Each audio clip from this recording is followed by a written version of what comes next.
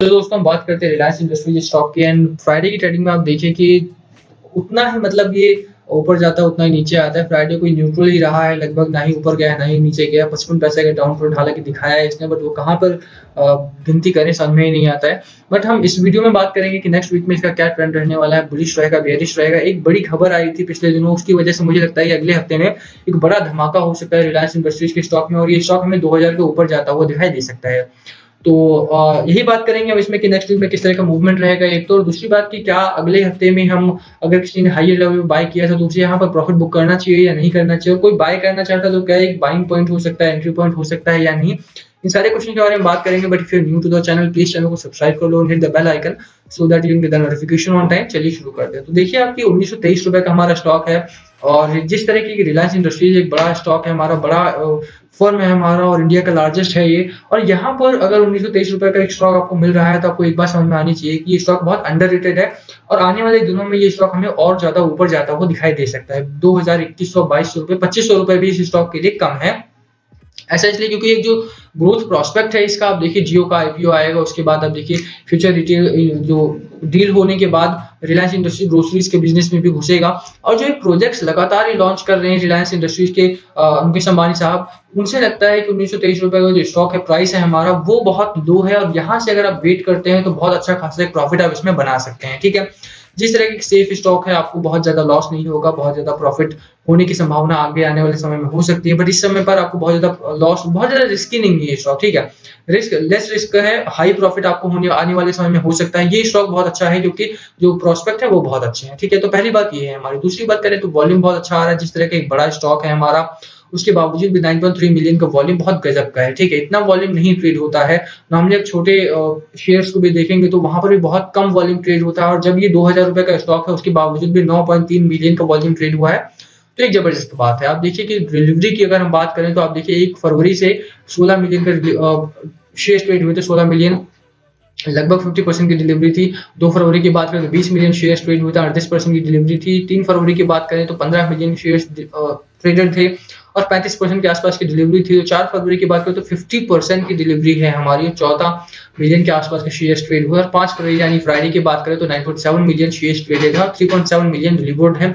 तो long term के लिए बाइंग हो रही है। डिलीवरी परसेंटेज आपका बहुत अच्छा है यहाँ पर। अगर इतना हाई प्राइस पर भी स्टॉक बाय किया जा रहा है तो एक बात तय है कि आने वाले समय में हमारा जो स्टॉक है वो यहाँ पर नहीं रुकेगा। ये एक प्राइस है जहां पर आज आपको मिल रहा है स्टॉक हमें जरूर, बट आगे आने वाले समय में आप देखेंगे कि रिलायंस इंडस्ट्रीज का जो स्टॉक है हमारा वो 1923 रुपए का नहीं मिलेगा। यही मैंने 700 रुपए 800 रुपए का जब स्टॉक था तब भी मैंने बोला था आपको, हमारा मनी कंपल्सन वेबसाइट है वहां पर मैंने आपको बोला था कि इस लेवल पे आपको नहीं मिलेगा और आप देखिए वहां से 3 गुना लगभग बढ़ा था स्टॉक हमारा। और आज देखिए आप 1923 रुपए का स्टॉक है और आने वाले समय में फिर बता रहा हूँ कि ये स्टॉक इस लेवल पर आपको नहीं मिलेगा। ठीक है, आपको वेट करना पड़ेगा इसमें क्योंकि फ्यूचर रिटेल की जो डील अटकी पड़ी है उसकी वजह से थोड़ा सा इंतजार करना पड़ सकता है आपको, बट से कुछ पॉजिटिव खबरें आना शुरू हो गई हैं जिसकी वजह से आने वाले समय में ये स्टॉक आपको अच्छा खासा रिटर्न देता हुआ मिलेगा। ठीक है, अगर हम टेक्निकल्स की बात करें तो आप देखिए एक हफ्ते में इसने 4-4.5% का प्रॉफिट दिखाया है। ठीक ठाक है, बहुत अच्छा नहीं है। मार्केट वैल्यू में पार्टिसिपेट नहीं किया है इसने, उसके बावजूद भी 4% 5% के आसपास अब है तो ठीक ठाक हमें मूवमेंट आती हुई पिछले हफ्ते में दिखाई दी। यही मूवमेंट अगले हफ्ते में बरकरार रहेगी।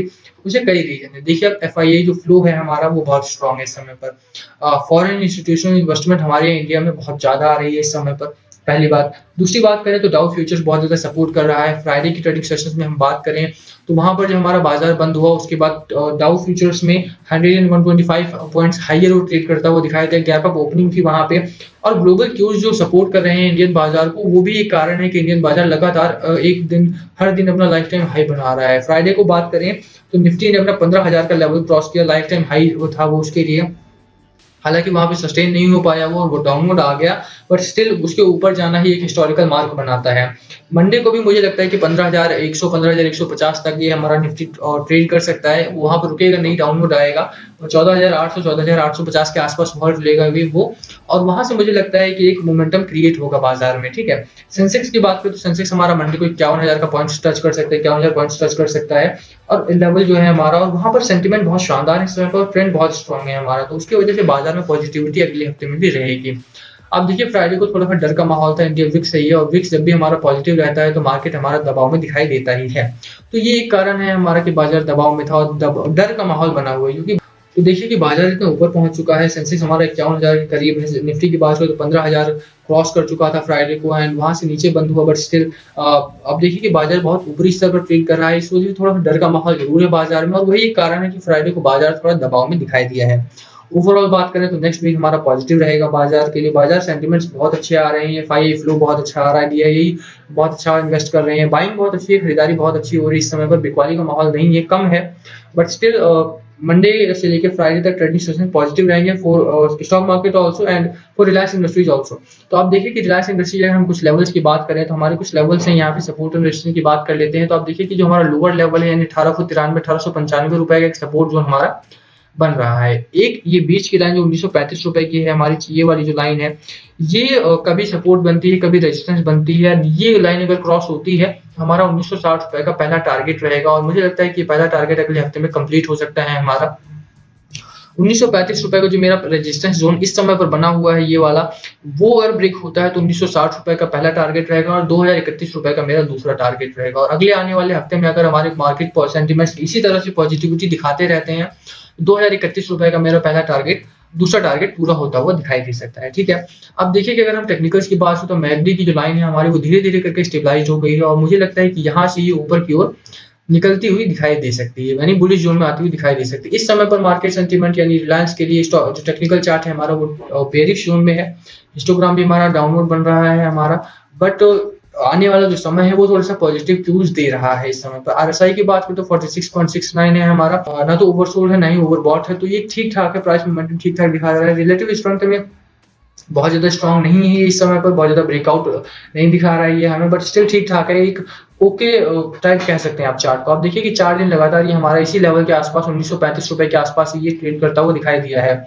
और ये 1935 रुपए का जो एक स्ट्रॉन्ग रेजिस्टेंस जोन बन रहा है, अगर ये ब्रेक होता है तो 1960 पहला टारगेट और 2031 का दूसरा टारगेट मेरा पूरा होता हुआ दिखाई दे सकता है। अगले हफ्ते मार्केट पॉजिटिव रहेगा, तो ये दो लेवल आपको याद रखने हैं, ये दो लेवल के बीच में हमारा स्टॉक ट्रेड करेगा। निचले साइड की मैंने बात की तो 1893 रुपए का मेरा दूसरा सपोर्ट जोन बन रहा है, सॉरी पहला सपोर्ट जोन बन रहा है, और मुझे लगता है अगर डाउनवर्ड दिखाई देता है, दबाव में दिखाई देता है स्टॉक, तो यहाँ तक स्टॉक हमारा गिर सकता है। बट ओवरऑल मैकडी की बात करें, आरएसआई की बात करें, टेक्निकल्स की बात करें हम, और जिस तरह के एफआईआई क्यूज मिल रहे हैं, ग्लोबल क्यूज मिल रहे हैं, स्टॉक हमारा पॉजिटिव रहने की उम्मीद कर सकते हैं हम, और 1935 रुपए का पहला रेजिस्टेंस तोड़ के 1960 और फिर 2000 की तरफ निकल जाएगा हमारा स्टॉक। ठीक है, तो दोनों लेवल्स आपको अपर साइड के याद रखने हैं। रेजिस्टेंस जोन आपको याद रखना है 1935 का हमारा इंपॉर्टेंट रेजिस्टेंस जोन है, ब्रेक होता है तो आपके लिए खुशखबरी आएगी, वहां पर बड़ा धमाका होने की उम्मीद कर सकते हैं 1935 रुपए का अगर रेजिस्टेंस ब्रेक होता है तो। और उसके बाद आप बाइंग अपॉर्चुनिटी भी रहेगी उन लोगों के लिए जो लोग बाय करना चाहते हैं, वहां पर एक बुलिश जोन आएगा हमारा, और उसके बाद स्टॉक हमारा ऊपर ट्रेड करता हुआ दिखाई दे सकता है। ठीक है, लोअर लेवल भी आपको याद रखने हैं। इसी के साथ फिर हम वीडियो खत्म करते हैं। वीडियो पसंद है वीडियो को लाइक करना, चैनल को सब्सक्राइब कर देना, hit the bell icon so that you can get the notification on time. Thank you for watching.